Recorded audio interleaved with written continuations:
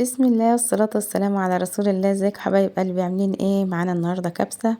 شفتوا يا جماعة شكلها حلو ازاي في الاول؟ تحفة. معانا هنا بصلتين، هنبشرهم ونحط عليهم فلفل اسود ومعلقة ملح، بس هي دي تتبيلة الفراخ للكبسة. دي يا جماعة طريقتي انا اللي بعملها، يعني ما يعني مش هي دي الاصلية، يعني كل واحد وحسب امكانياته، يعني مش هروح اجيب 1000 جنيه توابل عشان اعمل كبسة. هي دي مقدرتي يعني، ودي طريقتي، اللي حابب يعملها يتفضل. هنتبل الوراك. معانا هنا 4 وراك، هنتبلهم كويس جدا كده وبين الجلد واللحم ونروق عليهم. تمام. تتبيلتنا ملح وفلفل اسود وفقط، مفيش اي حاجة تاني. تمام. كل حتة كده بتتبليها عشان تبقى شاربة من البصل والملح ومتبلة وتمام التمام. تمام. هنروح بقى كده على البوتاجاز، حتة سمنة كده حلوة، شوية زيت حلوين برضو. تمام. هنشوح بقى، هننزل بالوراك. هننزل بالوراك. اه. تسيبيها بقى تتشوح كده وتشكشك كده وتاخد وتدي مع نفسها. تمام.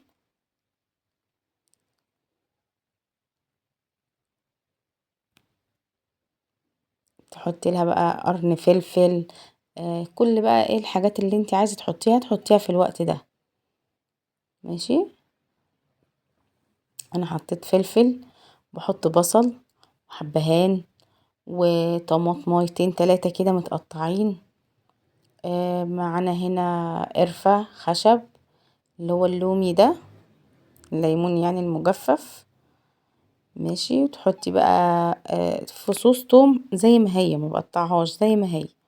وديت كده ايه شوية نعناع بس كده بيدوا ريحة حلوة قوي.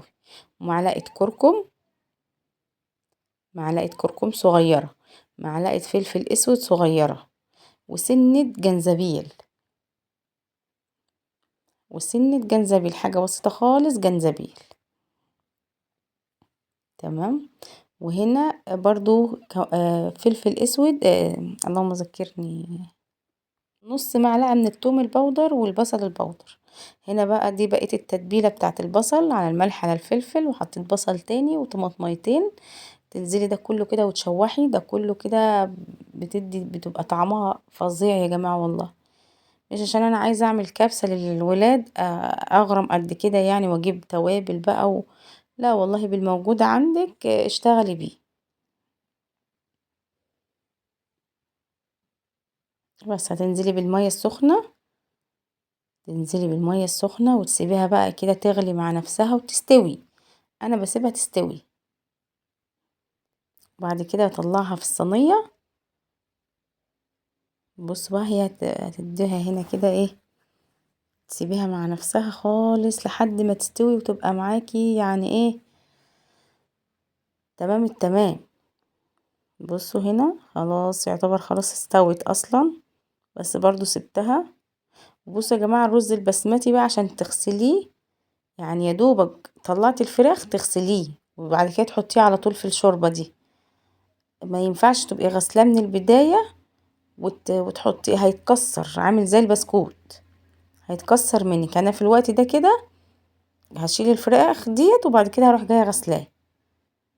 ليه؟ لان هو بيتكسر، بيبقى ضايع يعني، ما فيهوش نشا كتير، فعشان كده تلاقيه بيتكسر على طول. بصوا، يا دوبك غسلته وحطيته على طول. بصوا بقى هنا كده، زودت لها شويه ميه، شويه برضو ميه سخنه، وشويه وشويه اللهم ذكرني ملح. هنا الفراخ بقى بصوا، ملح وفلفل اسود فقط لا غير. وحطيها تحت الشوايه بقى تاخد وش وتبقى معاكي ايه، حلو. هنا بقى الرز استوى وتمام. هتاخدي شوية زيت صغيرين على شوية مية على نص معلقة كركم تاني، وتحطيها على الوش عشان يبقى اصفر معاكي.